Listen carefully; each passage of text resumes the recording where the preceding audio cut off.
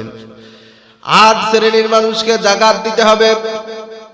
যাকে তাকে যাকাত দিলে যাকাত গ্রহণ হবে না, যাকাত আদায় হবে না। 1 নাম্বার যাদেরকে যাকাত দিতে হবে তারা হচ্ছে ফকির। 2 নাম্বার যাকাত যাদেরকে দিবেন তারা হলো মিসকিন।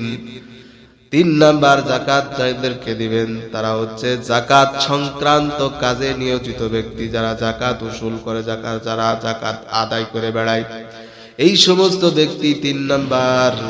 4 নাম্বার হলো যাদের অন্তর জয় করা দরকার, যারা সামান্য টাকার জন্য ইহুদি হয়ে যায়, খ্রিস্টান হয়ে যাচ্ছে, অথবা মুসলমান থেকে তাদের নামটা কাটিয়ে নিচ্ছে, মসজিদে আসে না ঠিক মতো, যে অর্থ করি নেই, টাকা পয়সা নেই, কেমনে মসজিদে যাব, কি খেয়ে মসজিদে যাব, মসজিদে যদি নামাজের জন্য যাই তাহলে ইনকাম বন্ধ হয়ে যাবে, এমন চিন্তা চেতনা যাদের আছে তাদেরকেও যাকাত দেওয়া আল্লাহ তাআলা জায়েজ করেছেন, বৈধ করে দিয়েছেন।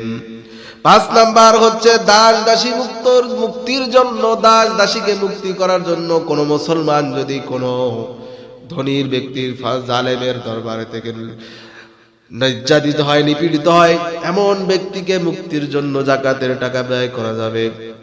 6 নাম্বার হলো ঋণগ্রস্ত ব্যক্তি যারা আছে সমাজের ভিতরে, লক্ষ লক্ষ টাকার ঋণ হয়ে গেছে, বিভিন্ন কারণে বাজার ঘাটে দোকানে বাকি পড়ে গেছে, টাকার অভাবে তারা খাইতে পারে না, চলতে পারে না, ঋণ শোধ করতে পারে না। 6 নম্বরে তাদেরকে যাকাত দিতে হবে।